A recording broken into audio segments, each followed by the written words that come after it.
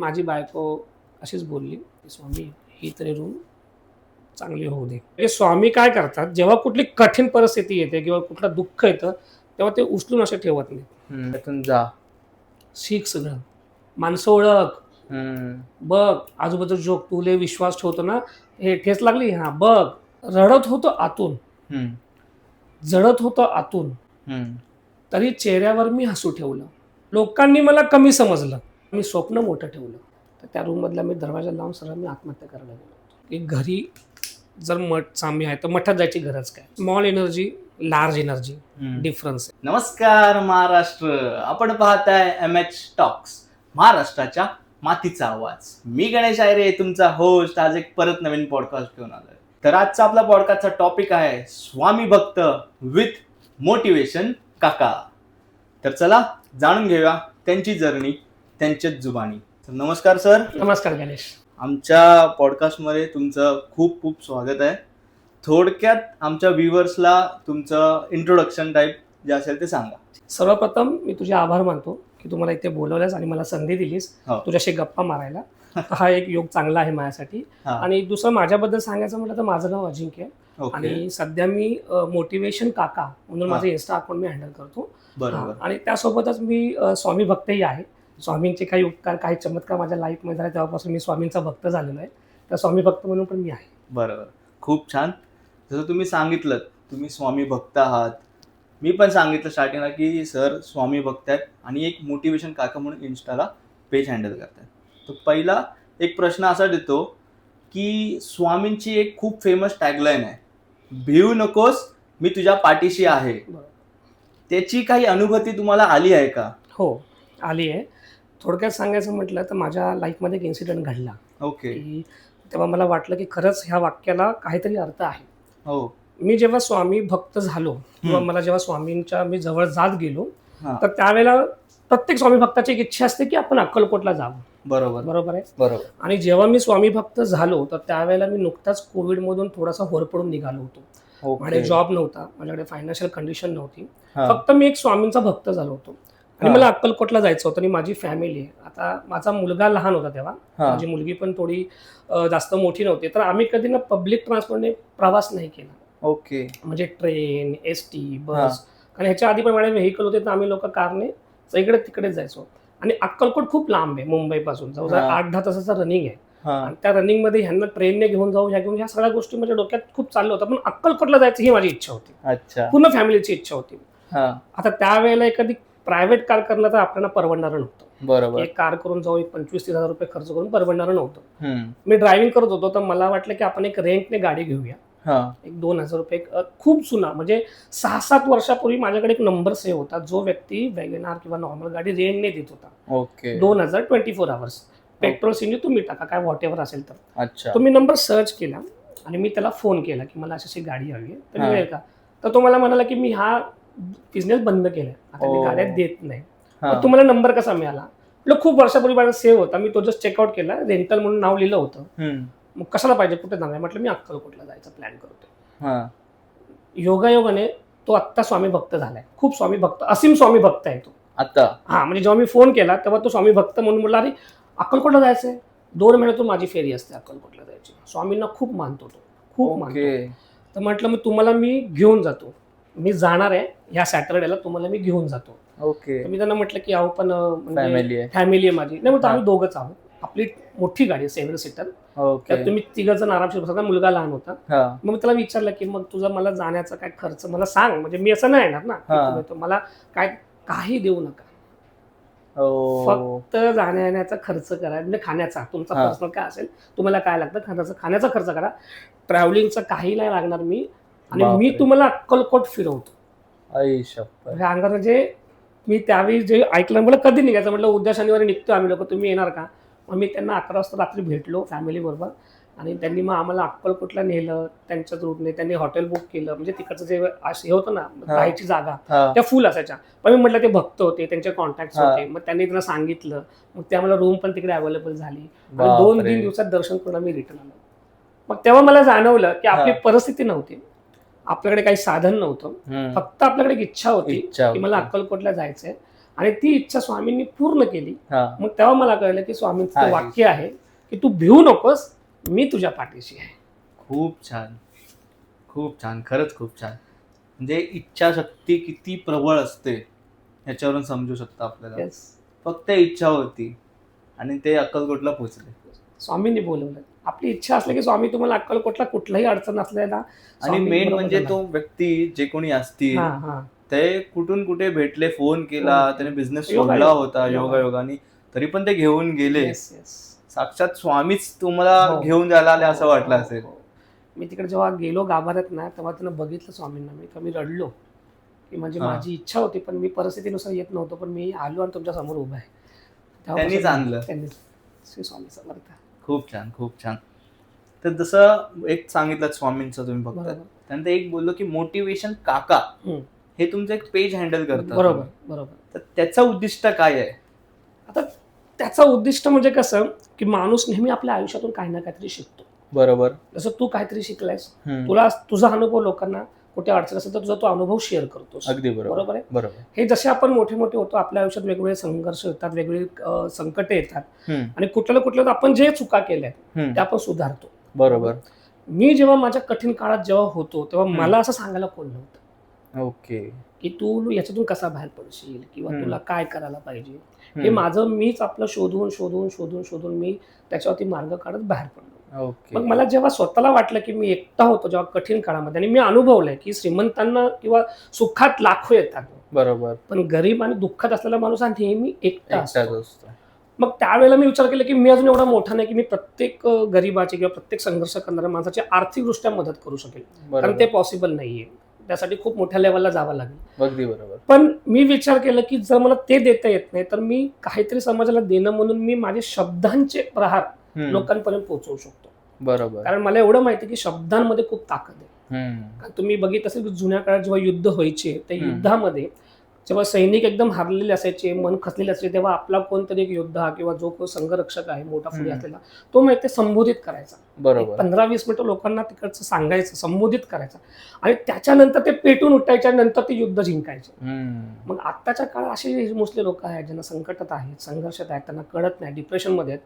तर मला असं वाटतं माझ्या कुठल्या व्हिडिओने 100 लोकांमधले एकाला जरी वाटलं की उद्याचा दिवस मला जगणं गरजेचं आहे कारण उद्या काहीतरी बदल होईल, बरोबर, तर ते माझ्या व्हिडिओचं सार्थक आहे.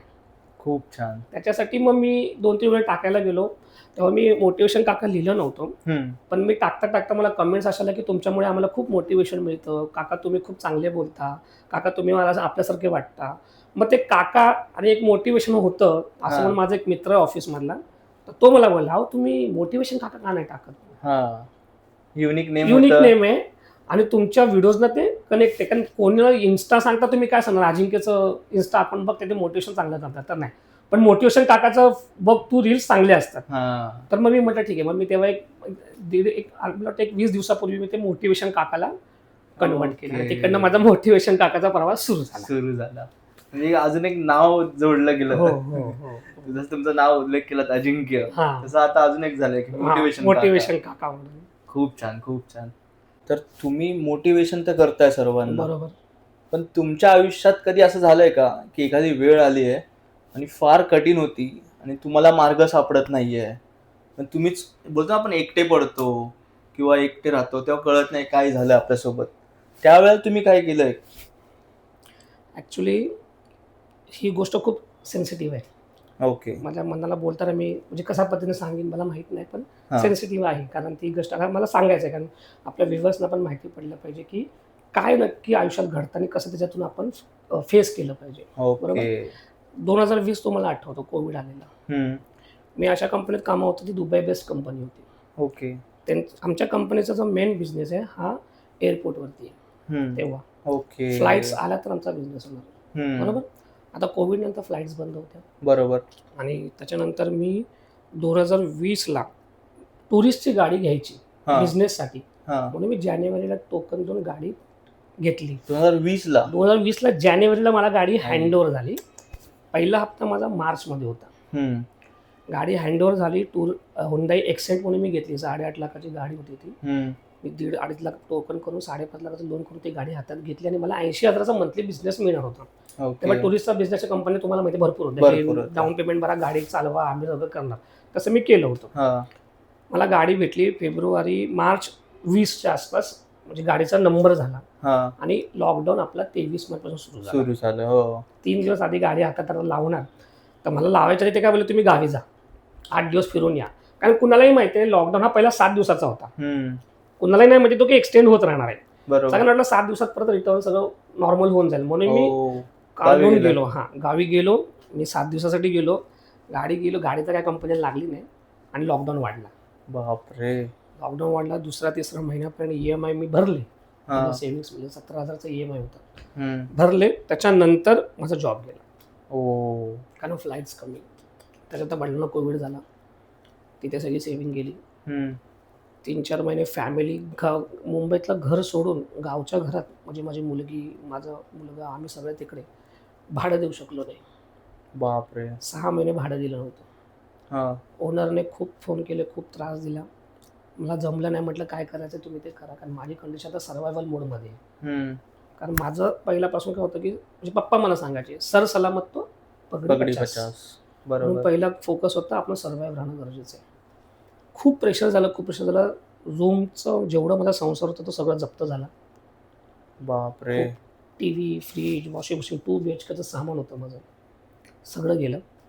त्याच्यानंतर मी सर्वायवलसाठी, मुलगी माझी जवळजवळ 1 वर्ष 2 वर्ष शाळेत नव्हती कोविड नंतरही. एक असा काळ आला की मी काही मोबाईल लोनवर लोन केलेलं, 5,000चं लोन होतं त्यावेळेला, इमर्जन्सी फंडसाठी लागतो. त्याच्यानंतर ते मला भरता नाही आलं. खूप फोन केला त्यांनी, मला खूप शिव्या घातल्या फोनवर, खूप नको ते बोलले, आईवडिलांवरून बोलले.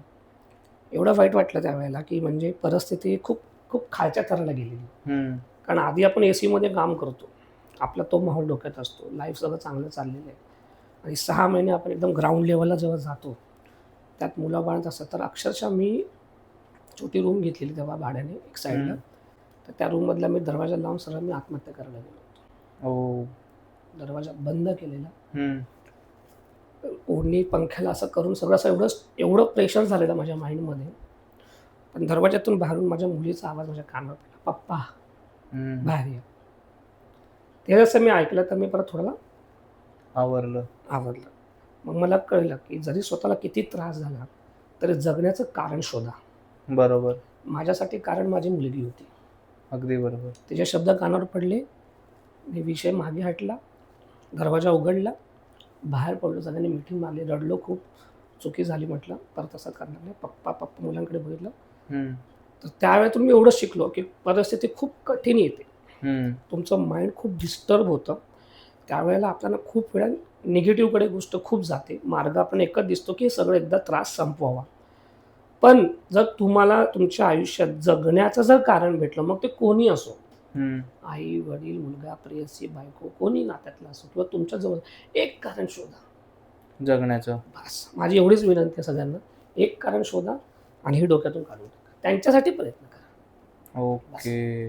असा हा माझा, तो मी विसरलो नाही. त्याच्यानंतर माझा आत्तापर्यंत स्वामींच्या कृपेने मी तुमच्या समोर आहे आणि तुमच्यासमोर मी हे सांगतोय. खूप खूप म्हणजे एक हृदयाला स्पर्श करणारी घटना होती. कारण का आपल्याला माहिती आहे कोविडने किती नुकसान केलं सर्वांचं, सगळे होरपळले त्याच्यामध्ये. आणि त्यानंतर आता तिची झळ आता पण 5-6 वर्ष जास्त होऊन गेले तरी त्या एकदम त्या म्हणजे होतो ना, आतून त्यांचं किती येतंय भरून येतं ते आम्हाला दिसतंय. बोलताना मी लगेच त्या ओरामध्ये जातोय, माझ्या डोळ्यासमोर फ्लॅशबॅक समोर दिसतोय पूर्ण परत. मग विचार करतो की त्यावेळेला जर मी जगण्याचं कारण शोधलं नसतं, मुलीचा विरोध झाला नसता, तर मी काय करून बसलो असतो. कारण एकदा तुम्ही निर्णय घेतल्यानंतर सगळा डिसिजन जो असतो तो तुमच्या पूर्ण ब्रह्मांडावरती असतो. तुम्ही रशी बांधली आणि खुर्ची सोडली की तुमचं काहीच करू शकत नाही तुम्ही. त्या मोमेंट्स असतात सेकंदाच्या, आपण किती नुकसान करू शकतो, तर ते टाळलं पाहिजे. जगण्याचं कारण शोधा, मरणाची कारणं हजार आहेत. मी एवढं सांगतो. बरोबर. मरणाची कारणं भरपूर आहेत. त्याने त्रास दिला, त्याने ब्रेकअप केला, तो असं बोलला, तो तसं बोलला, मला हे कर झाले, पण कोणाकडे जगण्याचं कारण आहे का? ते कारण शोधा, सगळी कारणं निघून जातील. खूप चांगली गोष्ट सांगितलीत की आपण दरवेळेला लाईफला कोसत असतो की यार माझ्यासोबतच का होतंय, मीच का, किंवा काय हे माझ्यासोबत आहे, मला सक्सेस भेटत नाही, हे नाही ते नाही. पण आता आपण ज्या व्यक्तीला स्टार्टिंगला भेटलो, असं बघून वाटलं पण नसेल की ह्या फेज मधून ते गेले असतील. आपण फक्त एक व्हिज्युअलाइज करू शकतो की ते काय बोलले आणि कसं केलं. जसा सरांनी आपला अनुभव सांगितला त्यांचा, तुमचा पण काही असा अनुभव असेल जो सरांसाठी किंवा सरांनी जो सांगितला त्याच्यावर मॅच होत असेल, तर तुम्हाला असं वाटत असेल की तुमचा पण अनुभव जगासमोर आला पाहिजे, तो नक्कीच कमेंट्समध्ये सांगा. कमेंट्समध्ये गेल्यावरती कसं कमेंट्समध्ये रीड होतात, तेव्हा तुमचे पण अनुभव बघितले जातील, लोकांना अजून थोडंसं मोटिवेशन भेटेल. तुमचे पण काही अनुभव असतील तर कमेंट्समध्ये नक्की सांगत जावा. म्हणूनच तुम्ही ते मोटिवेशन काका हे सुरुवात केली. मी 2 वर्ष जॉबलेस होतो. 2 वर्ष माझी धावपळ चालू होती. मी काही फोटोग्राफ्स तुम्हाला दाखवू शकतो, आहेत माझ्याकडे. मी गोडाऊनमध्ये काम केलं आहे. मी भाजी विकायला थांबलेलो गावी. तर मी मेडिकलमध्ये काम केलं आहे. मेडिकलमध्ये 8-8 तास मी उभं राहिलो. मला बसायला जागा नव्हती, वरती पंखा नव्हता. ओके. फक्त एवढंच की माझ्या घरी माझ्या मुलाबाने 5-10 हजार मिळाले. आपलं स्किल आहे ना मुंबईत चालतं. बरोबर. गावी तुमचं स्किल काम नाही करत, तुमची मेहनत. म्हणजे तुम्ही उभं राहता किती वेळ दुकानात, तुम्ही वजन किती उचलताय, तिकडे आपल्याला किंमत नाही. बरोबर. आणि त्यावेळेला तर नव्हती.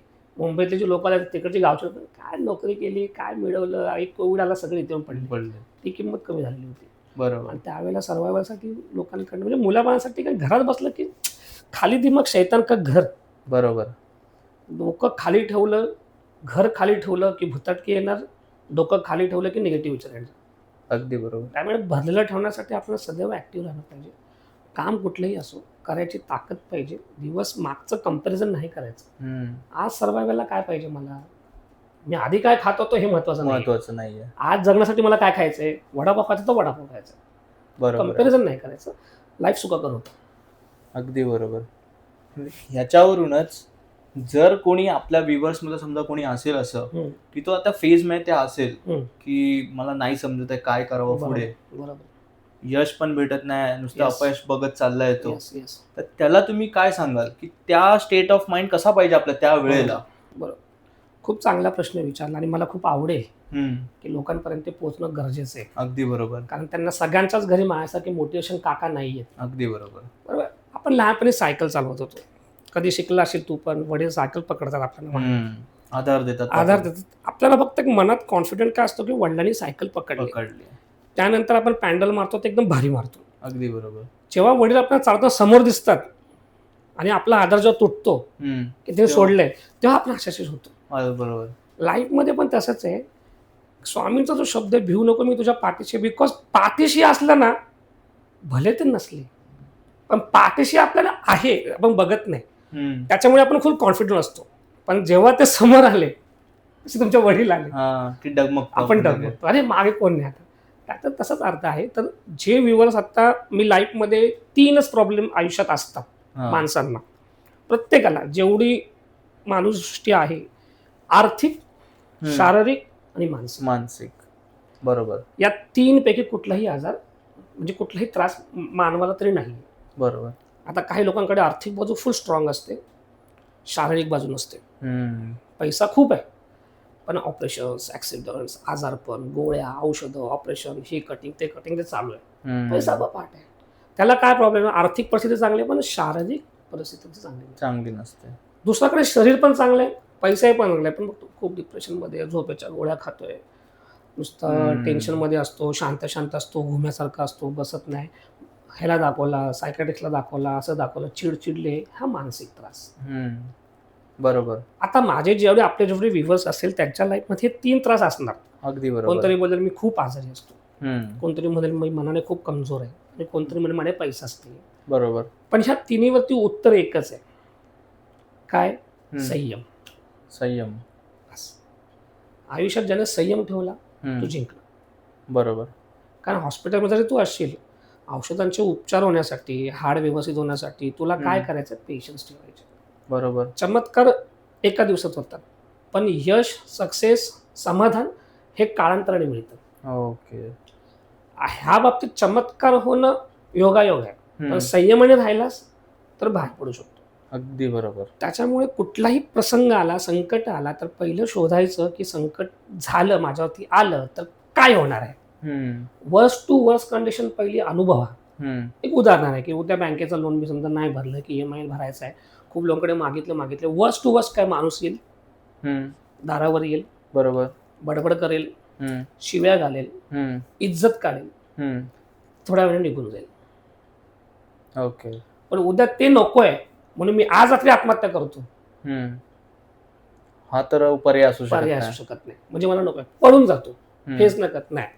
कारण काय, ते वर्स्ट कडे जेव्हा शोधली, पण तू जिवंत राहिलास हे महत्वाचं आहे, तू चांगला राहिलास हे महत्वाचं आहे, जेणेकरून तू त्या पुढच्या गोष्टींना फेस करून बाहेर पडू शकतो. कारण कुठलाही प्रॉब्लेम येताना सोल्युशन घेऊन येतं. सोल्युशन मिळेपर्यंत आपल्याला पेशन्स, प्रयत्न, सातत्य ठेवणं गरजेचं आहे. कुणाला सोल्युशन लवकर मिळतं, कुणाला उशीर मिळतं, 100% मिळतं. टाळा कुठला तसा बनत नाही त्याची चावी नाही नसते. आता समजा चावी असेल तर 4, 5, 8, 10 जुगड्या असतात त्या चावीच्या जुगड्यात, पण तुम्हाला माहिती नसेल तर तुम्हाला 10 चाव्या लावणं गरजेचं आहे. बरोबर.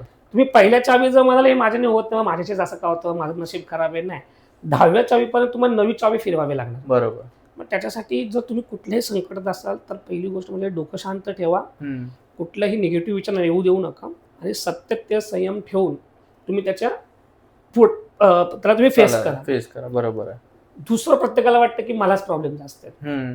त्याच्यावर छोटीशी मी तुम्हाला एक गोष्ट सांगतो, अनुभव म्हणून, की लोकांना लय वाटतं की मीच का, माझ्याच आयुष्यात प्रॉब्लेम्स का, हे सगळे सुखी आहेत, ते सगळं सुखी आहेत, त्याच्याकडे बघा, असं खूप होतं. बरोबर. आयुष्य कंपॅरिझन मध्ये जातं. आता एक तुम्हाला उदाहरण सांगतो की असंच एक देवाकडे सगळी लोक गेली की काय आम्हालाच प्रॉब्लेम आहे, मलाच प्रॉब्लेम आहे, मला प्रॉब्लेम. सगळ्यांना देवाने बोलवलं. देव मला काही सोल्युशन पाहिजे. देव काय बोलला, तुम्ही तुमचे सगळे प्रॉब्लेम्स आहेत आपापल्या गोठडीमध्ये टाका, एक गोणी बनवा, त्या गोठडीत टाका, गाठ बांधा, ठेवा आणि बाहेर निघून जा रूम मधून. काय चांगलं आहे, आपले सगळे प्रॉब्लेम आता सुदूर होणार.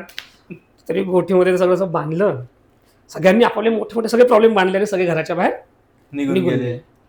परत त्यांना बोलवलं सगळ्यांनी या रूम मध्ये. आता त्या गोठड्या विस्कटलेल्या होत्या, एक तिथे, एक तिथे, एक तिथे, एक तिथे, एक तिथे. मग त्यांनी म्हटलं देवाने, तुम्हाला वाटतं ना तुमच्या गोष्टीमध्ये जास्त प्रॉब्लेम्स आहेत, यातली कोठडी उठरा, ते प्रॉब्लेम तुमचे. दुसऱ्यांचं कुणाचंही उचला, ते प्रॉब्लेम तुमचा.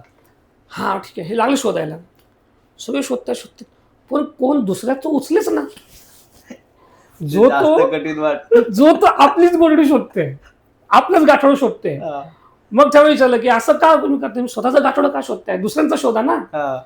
तेव्हा देवा, मला निदान माझे प्रॉब्लेम माहिती तरी आहे, दुसऱ्यांच्या गाठोड्यात काय वाढून ठेवलंय ते मला नाही माहिती, ते मी सोडू शकत नाही. त्याच्यामुळे मला माझंच गोठडं गाठोडं. खूप चांगली गोष्ट. तर माझा अर्थ असा आहे की जेव्हा आपण कम्पेअर करतो की तुला दुसऱ्यालाच दुःख आहे, तर एक लक्षात ठेवा, तुमचं दुःख, तुमचा त्रास तुम्हाला माहिती आहे, म्हणजे सोल्युशन तुम्हीच काढा. बरोबर. दुसऱ्याचं घेऊन कम्पेअर करून काय मतलब नाही. तर त्याच्यामुळे शांत राहा. हे एक प्रोसेस आहे लाईफमध्ये. जे प्रॉब्लेम्स येतात त्यांना तुम्हाला माहिती आहे, तुम्ही सोल्युशन काढणार, तुम्ही त्यावर फोकस करा. दुसऱ्यांच्या लाईफमध्ये किती प्रॉब्लेम आहेत आणि माझ्यात किती, त्याच्यात वेळ घालवू नका, असं मला वैयक्तिक वाटतं. अगदी बरोबर. आता साहजिक आहे, ह्यांच्या लाईफमध्ये काय प्रॉब्लेम चालले ते त्यांनाच माहिती असते. 100%. आपल्या लाईफमध्ये काय आपल्याला माहिती आहे ती गोष्ट. तुम्ही चांगलं सोडू शकता ना ते गोड. मग जर देवाने ते प्रॉब्लेम दिलेत, त्याला माहिती हा माणूस कॅपेबल आहे याच्या, आणि जर आपण ते ओव्हरकम नाही करत मग तो त्याचा अपमान झाल्यासारखं की मी आले एवढे हुशार समजायचं, मला कठीण पेपर दिला आणि हा तर दुसऱ्यांच्या पेपरची कॉपी करतोय. तसंच आहे लाईफमध्ये प्रोसेस. खूप छान गोष्ट सांगितली तुम्ही. सांगितलं चांगल्या गोष्टी, पण तुमच्यावरती पण कधी संकट आलं असेल, जसं तुम्ही मागे एक्सप्लेन केलं, त्याच्या व्यतिरिक्त असं संकट आलं कधी, आणि तुम्ही स्वामी भक्त आहात, बरोबर, तर कधी स्वामींचं नाव घेतलंय आणि असा एखादा चमत्कार असं तुम्हाला आढळलाय का, समजलंय का? हो, झालंय माझ्या आयुष्यात असं. काय झालं, जसं मी तुम्हाला सांगितलं, मागच्या कोविडला माझं गावी होतो 2-3 वर्ष. बरोबर. नंतर जेव्हा स्टेबल झालं मी मुंबईत आलो. मुंबईमध्ये वडाला एक रूम पण बघितली भाड्याने. ओके. तेव्हा भाडं 15-16 होतं, मला पगार 25,000 होता. कारण नुकताच आलो, कारण गॅप होता 3 वर्षाचा. बरोबर. पण इमर्जन्सी होती की मुलांचं शिक्षण सर्व, कारण आपण मुंबईतली माणसं, गावी आपण जास्त दिवस नाही राहू शकत, मुलांना पण इकडेच, म्हणून मी ती रूम घेतली होती. 1 वर्ष त्या रूममध्ये राहिलो. आणि नंतर त्याला काय माहिती, तुम्हाला माहिती आहे मुंबई सगळ्या ठिकाणी कन्स्ट्रक्शन आणि ते चालले असल्यामुळे भाडे मिळतात. जे लोक जातात जास्त भाडं मिळतं. मग त्यांच्याकडे कोणतरी गिरायक आला 23,000 रुपये भाड्याने. ओके. आता माझी मुलगी शारदाश्रम स्कूलला, म्हणजे जवळ, मुलगा तिथे जवळपास, नुकताच सुरू केलेलं. आता मुंबईत आलो, नुकताच सुरू केलं, घरात काय नव्हतं सामान, नुसतं सुरू केलं, एक बेड, किचनचं शेगडी सुरू केलेलं. पण त्यांनी मला सांगितलं की तुम्हाला रूम खाली करावी लागेल. मग म्हटलं तर 23,000 रुपये तुम्ही भाडं देऊ शकत नाही. बरोबर. 15-16 पण ठीक होतं. मला त्यांनी इमिजिएट बेस लागलं कारण दुसरा कोणता जास्त गिराईक होता. शॉर्ट नोटीस 4-5 दिवसात. बापरे. हां, असं पण नाही की आधी नोटीस दिली. हां. आधी ते बोलले वाढवूया. मग हां. आम्ही रिलॅक्स झालो. पण नंतर ते बोलले की नाही वाढवायचं. त्याच्यामुळे थोडंसं प्रॉब्लेम झाला. मी बापरे. त्याच्यावर रूम शोधतो. हम्म. मी पनवेल, खारघर वेगळ्या ठिकाणी आपल्या बजेटमध्ये रूम मिळावी म्हणून शोधतो. हम्म. आणि त्यांना मी सांगितलं मी खाली करणार. ह्या 4 तारखेला मी असं खाली करणार. 2 तारखेपर्यंत मला रूम नव्हती. रूम नव्हती. नव्हती हातात माझ्या. हां. 2 तारखेला मी खारघरला गेलो. खारघरवरून कामोठ्याला गेलो. कामोठ्याला जवळजवळ मी 7 रूम बघितले. ओके. पण काही म्हणजे बरोबरच नाही. काही मुलांच्या सुरक्षेच्या दृष्टीने नव्हत्या बरोबर. काही होण्याचे काही वेगळेच नियम असं झालं. पण मनासारखी रूम भेटेच ना. असं चालत मी आत्ता जे मध्ये राहतो तिथपर्यंत मी चालत आलो. तर मी घरी म्हणजे एका नातेवाईकाच्या घरी गेलो आणि मी 99 एकर्सला बघायला राहिलो. शोधूया अजून तर ते बोलले काय करतात काय नाही सगळं सामान पॅक करून गावी पाठव. आपण इथे कुठेतरी दुसरीकडे बघू बाहेर. तोपर्यंत वेळ नाही आपल्याकडे. तर मी म्हटलं ठीक आहे. मग आम्ही शोधत मला एक नंबर भेटला लास्टला संध्याकाळी 6:30ला. मी त्याला फोन केला तर तो बोलला या एक रूम आहे दाखवतो. मी त्या एजंटला भेटायला गेलो. योगायोगाने त्या रूमची चावी त्याकडे नव्हती. तो काय बोलला 15-20 मिनिटात चावी येते. तोपर्यंत दुसरा रूम आहे तो मी तुम्हाला दाखवतो. मी गेलो. बिल्डिंग खाली आमच्या स्वामी समर्थाचा मठ आहे. आम्ही येत होतो. स्वामी समर्थाचा एक मोठा असा बॅनर आहे. स्वामी समर्थ सेवा केंद्र मठ म्हणून लिहिलं होतं. माझी बायको अशीच बोलली की स्वामी ही तरी रूम चांगली होऊ दे. खूप फिरलो आम्ही म्हणून ती सारखं आपलं स्वामी समर्थ तिथं चालू आहे. ती पण स्वामी बघते. आणि मग आम्ही ती रूम बघितली आणि रूम बघितल्यानंतर मठाच्या समोर अशी रूम ही रूम माझी 8व्या फ्लोअरवर असा मठ बघितली. तर ती रूम बघितली सगळं व्यवस्थित टॅरेस होता सगळं होतं. भाडं पण कमी सांगितलं त्यांनी आम्हाला. डिपॉझिट पण कमी सांगितलं. म्हटलं हेच फायनल करूया. आता मी तिथे 3.5-4 वर्ष तिथे राहते. मग ती रूम फायनल झाली. मग तेव्हा आपल्याला जेव्हा असं अचानक काही प्रसंग येतात जिथे आपली कामं होत नाहीत तिथे आपल्याला वाटतं की आता दैवी शक्तीची गरज आहे. कारण कसं आहे बघा माणूस प्रयत्न करतो. खूप प्रयत्न करतो. प्रत्येकाला यश येते असं नाही. बरोबर. अशा वेळेला ना जसं आपल्याला म्हणतो ना की आपण समजा पावसात खूप तुम्ही भिजलाय आणि तुम्हाला समजा सर्दी झाली काय झाली तुम्ही काय करता क्रोसिन खाता. बरोबर. तुम्ही प्रयत्न करता. माझा मी ओके. पण तुम्हाला कुठेतरी वाटतं की माझी इम्युनिटी आता कमी आहे. मला बाहेरून एका गोळीची गरज आहे. लाईफमध्ये पण असंच आहे. तुम्ही खूप प्रयत्न करता पण त्या गोष्टी होत नसतात. तर मग त्यावेळेला तुम्हाला असं वाटतं कुठेतरी देवी शक्तीची गरज आहे. ओके. मी काय म्हणतो ज्या वेळेला तुम्ही ज्या देवाला मानता नॉट कॉलिंग की बाबा तुम्ही स्वामींचं नामस्मरण करा. बरोबर. प्रत्येकाचा देव वेगळा प्रत्येकाचे अनुभव वेगळे. बरोबर. तुम्ही ज्या देवाला मानता अशा वेळी जर तुम्ही त्यांचं नामस्मरण केलं त्याच्याकडून जर हाक मारली तर मला तर वाटतं की 100% तुम्हाला त्यातून कुठून तरी एक पुशअप भेटेल. तर तसंच हे स्वामी नामाचं आहे. आता आम्ही स्वामी भक्त असल्यापासून स्वामी समर्थ नाव घेतल्यामुळे एक तर पहिलं काय होतं स्वामी समर्थ बोलल्यामुळे आपला मेंदू फोकस्ड होतो मंत्रावर. तिथे आपले निगेटिव्ह विचार स्टॉप होतात. टेन्शन्स आपले स्टॉप होतात. त्याच्यामुळे आपण पॉझिटिव्ह होतो. आणि जसं आपण पॉझिटिव्ह झालं की आपला ऑरा पॉझिटिव्ह होतो. ब्रह्मांड पॉझिटिव्ह होतो. आणि त्यावेळेला ती सगळी निगेटिव्हिटी जाऊन आपल्याला पॉझिटिव्ह गोष्टी होत राहतात. मग आपल्याला तो अनुभव तर मी स्वामींचं नाव घेतलं चांगलं झालं. आणि त्यामुळे स्वामींचे एक नामस्मरणात आपल्याला तेवढी शक्ती आहे. ओके. हा की तुम्हाला असं वाटलं तर तुम्ही आणि असं नाही की मी कुठल्या देवाला कम्पॅरिझन करतो म्हणून मी म्हटलं तुम्ही ज्या देवाला मानता तुम्ही साईबाबा म्हणता ओम साईराम. बरोबर. तुम्ही गणपतीला म्हणता ओम गणपती नमः. प्रत्येकाचं इंडिव्हिज्युअल आहे. पण आपण लाईफमध्ये कुठेतरी कनेक्ट आहोत देवांशी दैवी शक्तीशी एनर्जीशी कनेक्ट असल्यामुळे आपल्याला त्या नामस्मरणाची गरज असते. तर प्रत्येकाने ते करावं. अगदी बरोबर. खूप चांगली गोष्ट सांगितलीत की आपण माहिती आहे आपण ह्युमन बिंग आहे. बरोबर. ती एक वेगळी एनर्जी आहे. आपण ज्यांना कोणाला मानत असो बरोबर स्वामींना मानत असेल तसं बरोबर आहे. ती एक वेगळी एनर्जी आहे. बरोबर. आपण त्यांचं नामस्मरण आपला ऑरा पूर्ण क्लिअर करतोय पॉझिटिव्ह करतोय. वाईब्स पूर्ण आपल्या पॉझिटिव्ह व्हायला सुरुवात होतात. चेंज होतात. बरोबर. कोणताही देव असू दे गणपती बाप्पांचं पण नाव घेतो आपण माणसाला भातो जो पूर्ण फील होतं त्याला. आरती त्याला फील होते सुख करताची कधी आरती करताना किती वेगळा फील येतो गणपतीचा. प्रत्येकाची एनर्जी व्हायब्रेट होते. त्याच्यामुळे तुम्ही ज्या एनर्जी तुम्हाला बरं वाटतं. आता तुमचा पर्सनल फॅमिली डॉक्टर आहे की नाही. बरोबर. आपण त्यांच्याकडेच का जातो मग तुमचे फॅमिली डॉक्टर असतात. कारण काय आपली बॉडी आपलं फॅमिली हिस्ट्री आपली सगळी हिस्ट्री त्या डॉक्टरला माहिती. बरोबर. मग आपण त्या डॉक्टरला मानतो. पण मी तुम्हाला जबरदस्ती केली अरे त्या डॉक्टरकडे जा तुला चांगला आहे. तुला जर अनुभव नाही तुम्ही काय म्हणाल अरे काय तुझ्या डॉक्टरकडे गेलो मला काय बरं नाही वाटलं. कसं होईल तुझी हिस्ट्री तुला जास्त माहिती आहे की तुला कुठल्या गोळ्या चालतात तुमचं रुटीन काय आहे. तसंच देवांचं पण आहे. आपण आपला देव आपण आपल्या पद्धतीने ठरवून घेतो की ठरवून. मला ह्याच्याकडे गेलं की बरं वाटतं. बरं वाटतं, बरोबर. त्याच्यामुळे माझं कुठल्याही देवावर किंवा स्वामी समर्थच आणि असं हे मला म्हणजे इंडिव्हिज्युअल आहे तुमचं डिसिजन. तुम्हाला ज्या देवाकडे बरं वाटतं ना, एंड ऑफ द रिझल्ट काय आहे? बरं वाटणं. तुम्हाला बरं वाटलं पाहिजे, बास. तुम्ही पॉझिटिव्ह राहिले पाहिजे. बास, हे महत्वाचं आहे. ओके. त्यात हा पॉइंट आहे. तर तुम्ही ही गोष्ट बरोबर सांगितलीत की बरोबर. आपण कनेक्ट राहायला पाहिजे. बरोबर. तुम्ही कोणत्या वे मध्ये स्वामींची भक्ती करता आणि तुम्हाला कशी ती एनर्जी फील होते ते एक सांगा आम्हाला. छान. श्री स्वामी समर्थ. आता स्वामींची भक्ती आणि स्वामींची सेवा दोन गोष्टी असतात. बरोबर. बरोबर. सेवा ही करणं आपण गुरुची करतो, बरोबर. हम्म. आणि आपण भक्ती देवांची देवांचे करतो. स्वामींना आपण गुरु मानतो, हम्म. बरोबर. खूप लोकांना वाटतं की मानवरूपीमध्ये असल्यानंतर तो गुरु आपण त्यांना मानतो. म्हणजे श्रीकृष्ण पण अर्जुनाचे गुरु होते त्यावेळेला. त्याच्यानंतर गणपतीच बोलते आपले साईबाबा, आपण त्यांना असं गुरुचे ह्याच्यामध्ये मानतो की मार्ग दाखवणारे. बरोबर बरोबर बरोबर. आता स्वामीची भक्ती मी कशी करतो की पहिल्यांदा तर मी जेव्हा माझी इच्छा पूर्ण झाली तेव्हा मी स्वामींची एक छोटी मूर्ती आणली, त्याची घरात स्थापना केली. आता आपण एखादी गोष्टी आणल्यानंतर त्यांचं रेग्युलर त्यांचं म्हणजे स्नान, अभिषेक, वस्त्र हे मी दर गुरुवारी करतो. ओके. दर गुरुवारी माझं सकाळी एक ते आपलं ते तांबण असतं, बरोबर. दुधाचा अभिषेक, पाण्याचा ओके. अभिषेक, मूर्तीला अभिषेक मूर्तीला करता तुम्ही. अभिषेक.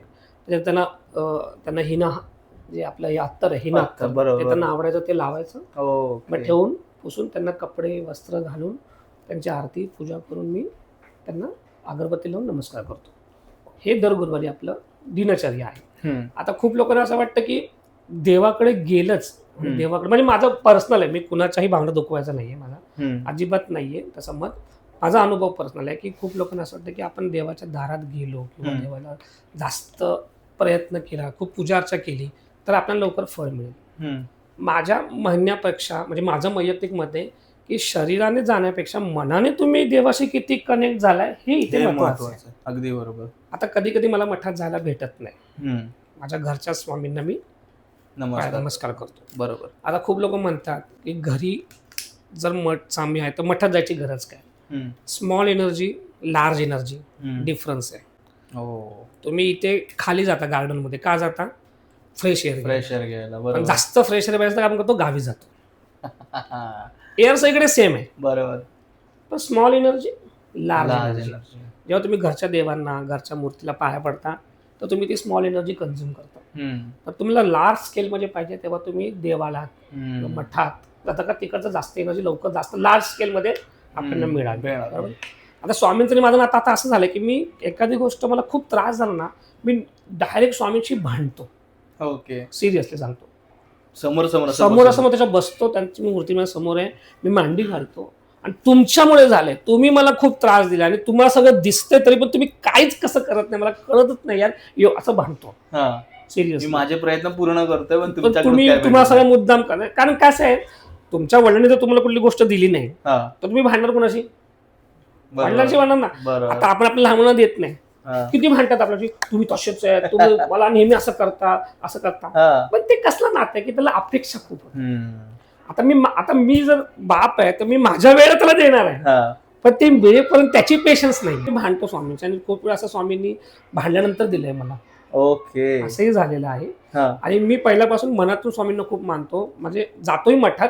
असं काही नाहीये की भक्ती दाखवल्याने वाढते असं काय नाही. तुम्ही नाही दाखवलं तरी तुमच्या मनात आहे ना, तुमचा इंडिव्हिज्युअल आनंद मिळाला पाहिजे.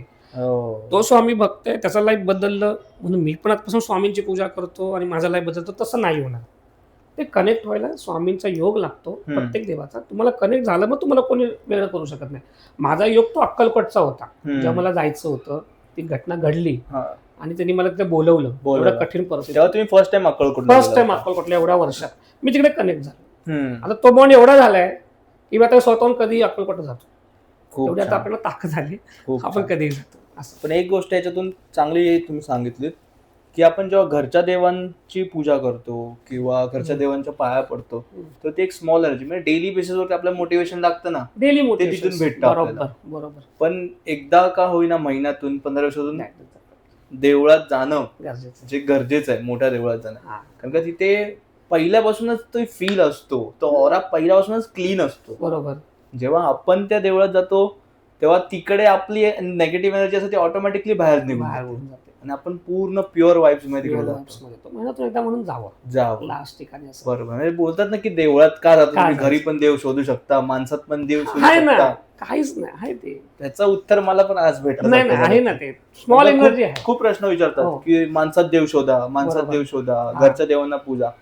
पूजलंच पाहिजे घरच्या देवांना. 100%.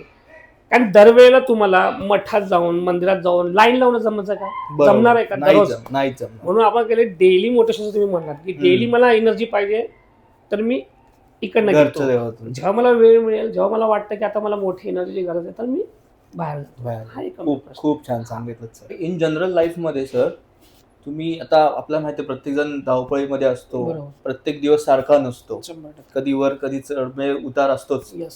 तर त्या डेली लाईफ मध्ये तुम्ही स्वतःला मोटिवेट ठेवण्यासाठी हम्म. काय करता, म्हणजे काय वेगळं असं करता का? बरोबर. खूप चांगला प्रश्न आहे आणि आता तो गरजेचा आहे लोकांपर्यंत पोहोचण्याचा. बरोबर. आता आपल्याकडे 2 थॉट्स आहेत, निगेटिव्ह पॉझिटिव्ह. पॉझिटिव्ह. बरोबर बरोबर. उद्या मला प्रवासाला निघायचंय हा समजा, हा तर तुम्ही कधी ऐकलेत का की तुम्हाला पहिलं कोण असं बोललंय की जा बिंदास, काय नाही व्यवस्थित येशील? नाही. पहिलं वाक्य कसं, ते घेतलं का, ते घेतलं का, ते हा. तिकडे नसेल मग प्रॉब्लेम होईल, जाताना हे करून जा, ते करून जा. म्हणजे काय आहे की आपला मेंदू हा पहिल्यांदा निगेटिव्ह थॉट्स क्रिएट करतो. Okay okay. निगेटिव्ह थॉट्सवर जेव्हा तुम्ही ओव्हरकम करता, हम्म. आन्सर शोधता, मग तो पॉझिटिव्ह मध्ये कन्वर्ट होतो. अरे काय नाही, मी ते घेतलंय, काही होणार नाही. बरोबर आहे. तसंच डेली लाईफमध्ये की प्रत्येक वेळेला जेव्हा तुम्हाला कठीण संघर्ष येईल किंवा कुठली घटना घडेल किंवा कुठली अडचण येईल तर तुम्ही पहिलं निगेटिव्हकडे जाणार. बरोबर आहे. बरोबर. नंतर तुम्हाला पॉझिटिव्हकडे वाटलं म्हणजे पहिला आपला मेंदू निगेटिव्हला Negative जास्त thoughts खतपाणी घालतो. आणि एकदा निगेटिव्ह थॉट्स कसं आहे माहिती आहे का की ते सडनली वाढतात आणि भरपूर वाढतात. आणि पॉझिटिव्ह थॉट्स कसे आहेत ते हळूहळू वाढतात, त्याला खतपाणी घालावं लागतं. बरोबर. म्हणून त्याच्यामुळे असं जर तुम्हाला वाटलं की मोटिवेशनची गरज आहे किंवा मला आता खूप त्रास होतो, तर माझं पर्सनल ओपिनियन आहे की पहिलं एक वाक्य बोला, जो हो रहा है वो अच्छा हो रहा है, जो होगा वो भी अच्छा होगा, अच्छा होगा, जो हुआ था वो भी अच्छा हुआ था. जे काय चाललंय ते सगळं चांगलं चांगलंच चाललंय. म्हणजे ह्याच्यातून काहीतरी चांगलं होणार आहे म्हणूनही आता घडलंय. हा जेव्हा पॉझिटिव्ह विचार तुम्ही मनात आणाल तेव्हा तिकडे तुम्ही 1% मोटिवेट होलं की मला काही घालायची गरज नाही, हे घडणार होतं, हे झालं आणि याच्या मागचं रिझन आहे काहीतरी. अरे आत्ता नाही, 1 month 2 months 1 year 2 year 10 years पण आहे. काही ना काहीतरी होतं, ते काही ना काहीतरी रिझनमुळेच होत. दुसरं पण मोटिवेट जेव्हा तुम्ही डिप्रेशन मध्ये असताना तेव्हा तुम्हाला आजूबाजूचा सर्कल चांगला पाहिजे. ओके. आता जर तुम्ही टेन्शन मध्ये आहात आणि एखाद्याला बोलता मला खूप टेन्शन आलंय, चल मग दारू पिऊया मस्तपैकी, टेन्शन हलकं होईल, तर नाही, तो तुम्ही अजून त्याला खतपाणी घालताय, दारू पिऊ. पण तोच जर एखादा तुम्ही मित्र बोललात तरी मला अरे काय नको टेन्शन घेऊ, चल आपण एक चाय पिऊया, काय प्रॉब्लेम आहे ते बसून सॉल्व्ह निघेल मार्ग काहीतरी. हा सर्कल. ओके. तुम्हाला तो सर्कल इम्पॉर्टंट आहे. जर तुम्ही किती पॉझिटिव्ह असाल पण तुमचा सर्कल जर निगेटिव्ह असेल तर तुम्ही त्याला त्या पॉझिटिव्ह थॉटला तुम्ही ओव्हरकम नाही करू शकत. त्याच्यामुळे सर्कल इम्पॉर्टंट आहे मोटिव्ह जेव्हा तुम्ही डिप्रेशन मध्ये असता तेव्हा. आणि तिसरं म्हणजे एक तुमचं झालं शारीरिक, एक झालं तुमचं मानसिक, आणि तिसरं म्हणजे की कुठे ना कुठेतरी आपल्याला देवाकडे जावं लागतं. आता लोक म्हणतात देव काय करत नाही, देव करतच नसतो काय, पण देव आपल्याला शांत करण्यासाठी जी ताकद देतो, जी एनर्जी देतो, कारण आपण त्यात वेळ घालतो, म्हणजे कुठेतरी कनेक्ट व्हा. बरोबर. दैवी शक्तीला कुठेतरी कनेक्ट व्हा, कारण ती एनर्जी एक वेगळी आहे. डॉक्टर तुम्हाला झोपेच्या वेळेस देतो ती वेगळी. बरोबर. पण तुमचं मन झोपण्यासाठी तुम्हाला देवाकडून काहीतरी मिळायला पाहिजे. शरीर झोपणार पण मन तुमचं आतून, डोकं तुमचं चालूच राहणार. बरोबर. त्याच्यामुळे तिथे करा. म्हणजे तुम्ही जर खूप कठीण काय असेल तर 3 गोष्टी करा. तर पहिलं म्हणजे जी गोष्ट घडत त्यातून चांगलं शोधा, वाईट शोधू नका. दुसरं म्हणजे आपला आजूबाजूचा सर्कल आहे, म्हणजे आपल्याला कनेक्टेड आई वडील भाऊ मित्र मंडळी कोण ते पॉझिटिव्ह वाल्या लोकांशी कनेक्ट राहा. बरोबर. आणि तिसरं म्हणजे जसं जमेल तसं जमेल देवाचं नामस्मरण देवात ठेवून आणि तुला मनात एक शक्ती येईल त्याच्यातून बाहेर पडायला. ओके. बस या 3 गोष्टी. आणि चौथं म्हणजे माझं मोटिवेशन काका इन्स्टाग्राम बघा, जेणेकरून तुम्हाला मोटिवेशनचे व्हिडिओ माझ्याकडून येत राहतील. बस एवढंच सांगेन. अगदी बरोबर. तर सक्सेस वरती आपण बोलतो, बरोबर, की सक्सेस भेटत नाही, पण त्यावेळेला जसं तुम्ही पहिलं पण सांगितलं पेशन्स असणं खूप गरजेचं आहे, संयम असणं.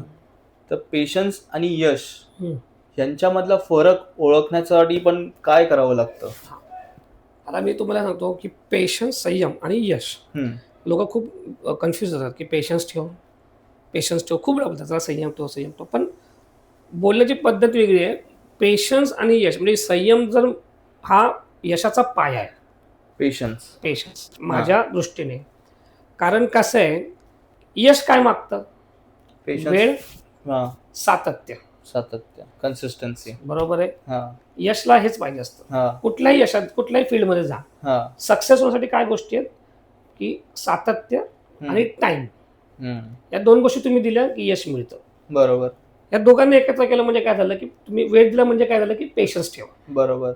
आता जर मला खूप मोठी बिल्डिंग बांधायची, तुम्ही बघा ब्लू शेड बसतात, ब्लू शेड मध्ये असतात.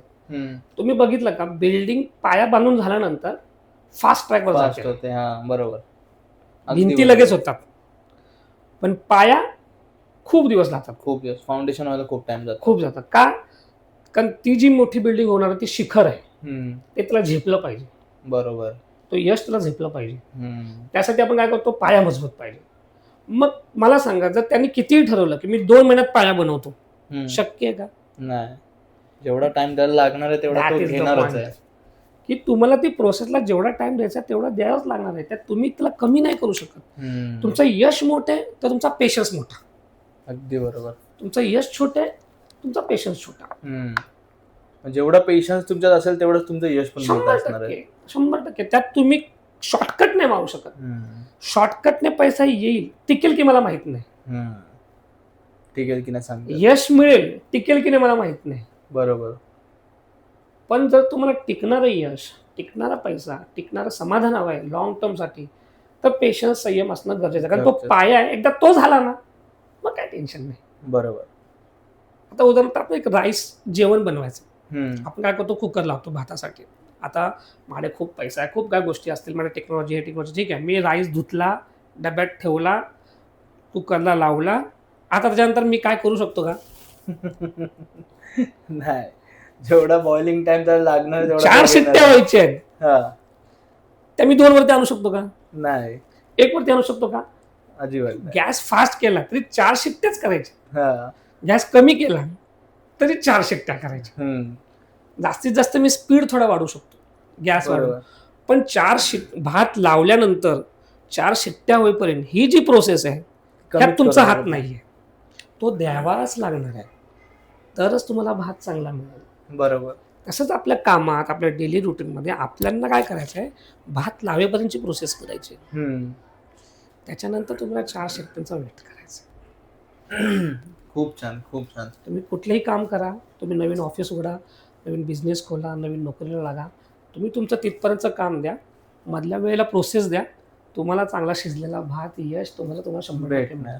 म्हणून संयम हा यशाचा पाया आहे, तो मजबूत असणं गरजेचं आहे, तरच तुमचं यश चांगलं होईल असं मला. अगदी बरोबर. आणि खूप मोठे मोठे जे होऊन गेले, कुठल्याही फील्डमध्ये असू दे, स्पोर्ट्समध्ये असू दे, बिझनेसमध्ये असू दे, त्यांनी त्यांची मागची लाईफ म्हणजे जे काही स्पॅन असेल 10 वर्ष 5 वर्ष, तो किती खराब घातलेला असतो, किंवा त्या एक गोष्टी कन्सिस्टन्सली किती करत असतात, तेव्हा जाऊन कुठे त्यांना सक्सेस भेटतं. आणि त्यानंतर तेच लाईमलाईट मध्ये येतात पूर्ण, आणि तो लाईमलाईट मध्ये त्यांच्याकडून काढून घेणं खूप कठीण होतं. एकदा त्यांनी ती लेवल गाठली की गाठली. बरोबर. तुम्ही तर कितीही तरी नाव शिंतोडे उडा, काही नाही. पण जो टेम्पररी शॉर्टकट म्हणून आलेला आहे, एकदम क्विकली तो फेमस होतो. आता तुम्ही अनुभव घेऊ शकतात की इंस्टाग्राम वरून जे फेमस होतात, व्हायरल मध्ये, किनाचं पण नाव घ्या, व्हायरल मध्ये आपलं डॉली आहे, त्यानंतर आपला ती प्रियांका गर्ल, ती कुठली होती ती आहे, म्हणजे डान्सर वगैरे. बघा तुम्ही, प्रत्येकाचा, सूरज चव्हाण, प्रत्येकाचा एक काळ आहे, पण तो लॉंग टर्म नाही राहिला.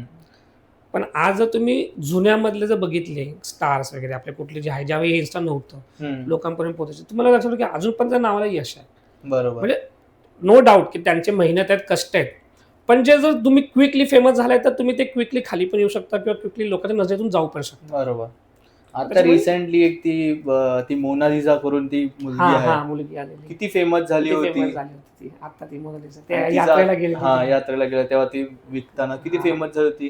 एक स्पाइक झाला तिचा पूर्ण करिअर, सगळं पूर्ण इंडिया तिला ओळखायला लागलं होतं. आणि आता किती डिफेम होतं जेव्हा लग्न झालं, सगळं नॉन महाराष्ट्रीयन, नॉन हिंदू वगैरे. ते तुम्हाला ते एक थोडंसं असतं की यश लॉंग टर्मचं पाहिजे असेल तर थोडासा वेळ द्यावा लागेल वेळ द्यावा असं लागतो. मला वाटतं. अगदी बरोबर.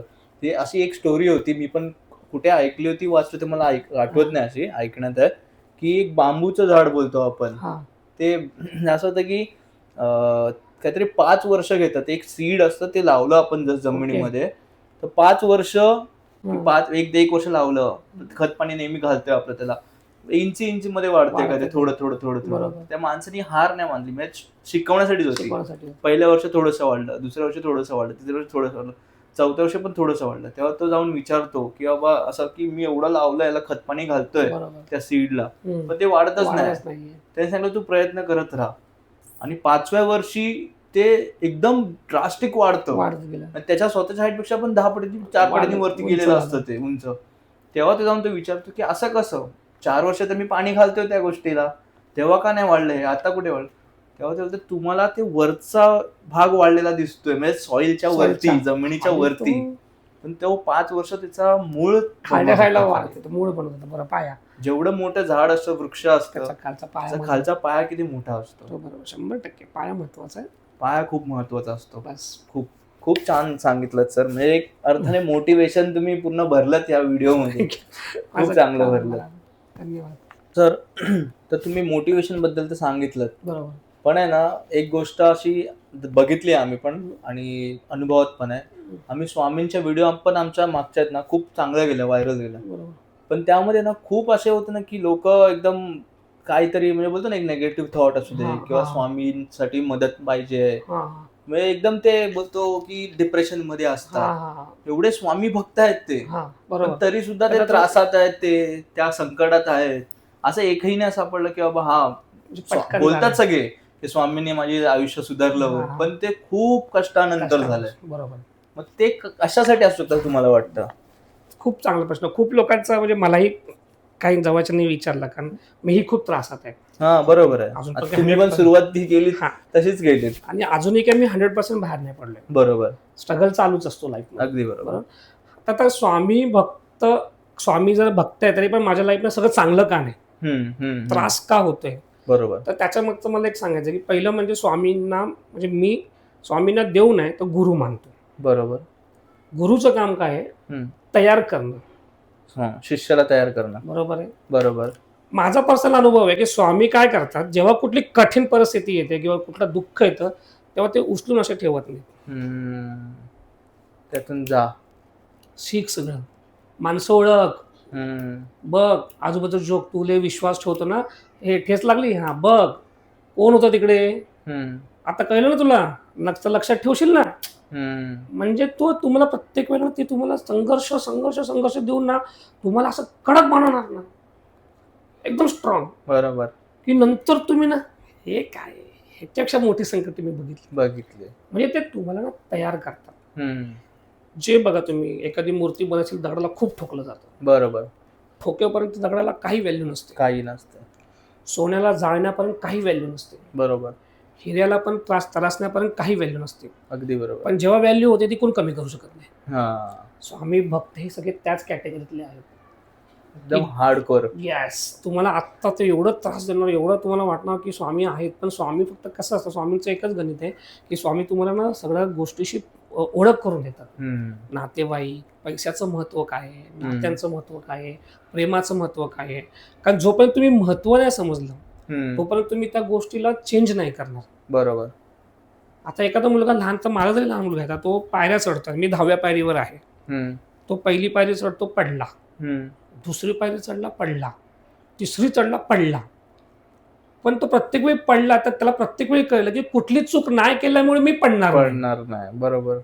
आता जर मी जर त्याला खाली घेऊन गेलो आणि समजा ग्राउंड फ्लोर वरती आणला, तो वरती तर येईल, पण जेव्हा मी नसेल, तो एकटा असेल, किंवा जेव्हा कधी त्याला ते कळलंच नाही कसं चढायचं आहे, तर तो पुढच्या अजून माळे कसे चढेल, प्रत्येक माळ्याला तर मी नसेनच ना. बरोबर. म्हणून स्वामी काय करतात की तुम्हाला तयार करतात, म्हणून खूप, आणि माणूस त्रासातून तयार होतो. अगदी बरोबर. हे मला माहिती आहे. त्याच्यामुळे स्वामींचा तुम्ही जर विश्वास ठेवत असाल तर त्रास किती येऊ दे, संकट किती येऊ दे, बाहेर आपल्यांना पडायचंय, पण आपल्याला मार्गदर्शन करण्यासाठी स्वामी आहेत. ते काय चमत्कार करायला नाही आहेत. चमत्कार नाही, चमत्कार झाला योगायोगाने तो तुम्ही तो योग जुळू शकता की मला गरज होती आणि मला आलं, पण त्याच्या मागे कुठेतरी प्रयत्न असतातच असतात. अगदी बरोबर. बरोबर. जेव्हा श्रीकृष्ण अर्जुनाचा जेव्हा रथ हे करत होता तेव्हा तो युद्ध थांबवू शकत होता. हा, बरोबर. तेवढी ताकद त्याच्यात ताकद होती. होती. पण तो काय बोलला, ही तुझी लढाई आहे. स्टार्टच जसं तुम्ही बोललात तुम्ही की श्रीकृष्ण हा. जेव्हा युद्ध करायची पण गरज गरज लागली नव्हती. नसती. गरजच नसती लागली. हा. श्रीकृष्ण एवढे पॉवरफुल होते Powerful तेव्हा पूर्ण कौरव म्हणजे कोणी सेना असेल हा, कुठे आरामात त्यांनी बरोबर. हरवलं, पण त्यांनी अर्जुनाला दाखवण्यासाठी पूर्ण महाभारत घडवलं. महाभारत केलं ते. का तर तुला नाती कळावी, बरोबर तुझे ते उसूस आदर्श तू ज्यांना आपलं ना. मानतो, जे तू घेऊन बसलायस, बरोबर. ह्याचा प्रत्येक दिवशी त्याला पितामह अनुभव भीष्म दिला. समोर उभे राहिलेत, हा. मारू कसा, गुरु Yes. द्रोणाचार्य उभे Yeah. राहिलेत, मारू कसा, हा, नंतर कर्ण उभे राहिले कसं, म्हणजे त्यांना असं आलं की माझे भावंड आहेत समोर, त्यांना मानू कसा, हा, मारू कसा. बरोबर. पण त्यांनी दाखवून दिलं ते हा. की तू त्यांना भाऊ मानतोय, तू सर्व गोष्टी करतोय, पण त्यांच्या साईडनी पण ती गोष्ट आहे का, मग ते झाल्याशिवाय तुला कळलं नसतं. कळतच नसतं. युद्ध संपलं असतं तर तरी पण तो मिठी मला नाही झालं, पण कळलं पाहिजे ना त्यांना. बरोबर, त्याला अगदी ते सगळं बरोबर. कळलं पाहिजे, म्हणून त्यांनी त्याला प्रत्येक गोष्ट शिकवण्यासाठी आपण स्वामी असे करत असतात, किंवा त्यांनी त्याला जसं शिकवण्याचं. युद्ध शेवटी जिंकलो पण हे पांडव. पांडव जिंकले. म्हणजे खूप दास त्याला हे झालं, शिकून बरोबर. शिकून तर शिकणं पण झालं, पण शेवटी जीत झाली सत्याचीच. सत्य. म्हणजे तुम्ही जर सत्य आहात तर कितीही उलट काय झालं काय झालं तरी तुम्ही त्या प्रयत्नाने त्याला जिंकू शकता. बरोबर. पहिला पॉईंट हा. दुसरा पॉईंट काय की जेव्हा अर्जुनाने विचारलं की बाबा माझा मुलगा गेला हे युद्धामध्ये, तसं लाईफमध्ये आपल्या पण घडतं की देवा श्रीकृष्ण काय केलं की मी दोन्ही गोष्टी तुला देऊच शकत नाही, हा निसर्गाचा नियमच नाही. मी काहीतरी घेणार तर काहीतरी देणार. तुला जर सुख पाहिजे तर मी थोडं दुःखही देणार. जसं जेवढा मी मुलगा घेतला तर तुला मी विनिंग पॉवर दिली, म्हणजे तू जिंकलास युद्धामध्ये, तुझं वर्चस्व जास्त झालं. बरोबर. तसंच आपल्या लाईफमध्ये काय आपण बोलतो हे घडलं, पण त्याच्या मागचं रिझन आहे की जर तुम्हाला आर्थिक सुख दिलं तर शारीरिक सुख थोडं कमी मिळेल. शारीरिक जर तुम्हाला चांगलं दिलं असेल थोडंसं आर्थिक कुठेतरी कमी पडेल. दोन्ही गोष्टी असेल तर कुठेतरी असा आयुष्यात ह्या जगात एकही व्यक्ती नाही की ज्याच्याकडे फिजिकल पण ओके आणि मानसिक पण ओके आणि पैसाही आहे. नाहीच आहे. अगदी बरोबर. कुठेच कितीही मोठं असू दे मग ते कुठेच नाहीये.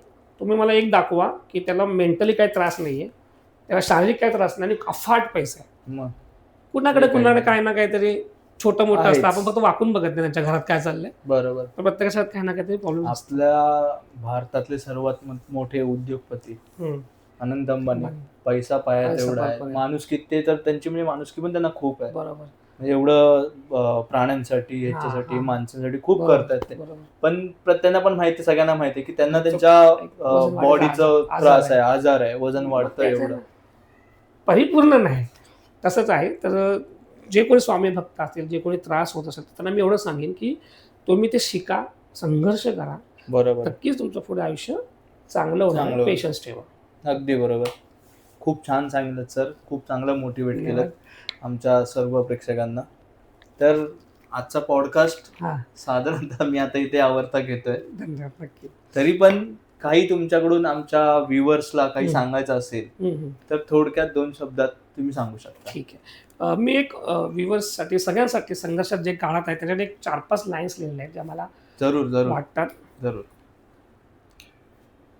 रडत होतं आतून, जळत होतं आतून, तरी चेहऱ्यावर मी हसू ठेवलं. बरोबर. लोकांनी मला कमी समजलं, पण मी स्वप्न मोठं ठेवलं. खूप छान. पडलो झडलो हजारदा, पडलो झडलो हजारदा, बरोबर, पण उठणं मी सोडलं नाही. बरोबर. कारण मला माहित होतं आयुष्यात यश हे सहजासहजी कुणाला मिळत नाही. अगदी बरोबर. खूप छान. श्री स्वामी समर्थ. खूप छान सांगितलं सर. कारण का लास्टची लाईन एकदम बरोबर होती. आयुष्यात यश सहजासहजी कधीच मिळत नाही, त्यासाठी कष्ट घ्यावेच लागतात. आणि आजकालच्या पिढीला तीच गोष्ट सांगण्यासाठी आपण एवढं ओरडतोय की कष्ट या घ्यावेच लागतात, त्याला काही पर्याय नाही. खूप चांगल्या गोष्टी सांगितल्यात सर. तुमचे पण काही अनुभव असतील तर ते आम्हाला कमेंट्समध्ये सांगा जरूर. सरांबरोबर कनेक्ट झाला असाल तुम्ही पण, त्यांचे अनुभव होते एवढे स्टार्टिंगपासून तुम्ही चांगले अनुभव सांगितलेत. तुमचे काही अनुभव असतील आमच्या व्हिडिओजमध्ये कमेंट करा, शेअर करा, जेणेकरून अजून स्वामी भक्तांपर्यंत ही व्हिडिओ पोहोचेल. आणि मोटिवेशन काका जो यांचा इन्स्टा ID आहे तो आम्ही नक्कीच डिस्क्रिप्शनमध्ये देऊ. त्याला जाऊन फॉलो करा. तिकडून तुम्हाला डेली मोटिवेशन मिळेल 100%. तर आजचा पॉडकास्ट मी आवडता Yes, घेतोय yes, सर. yes. काही असेल तर कमेंट्स मध्ये सांगा. आपण सरांना बोलूया, सरांनी आपल्यासाठी आलं एवढं इथे, नाही, नाही. त्यासाठी खूप खूप धन्यवाद बोलतो. आणि बघत राहा MH टॉक्स.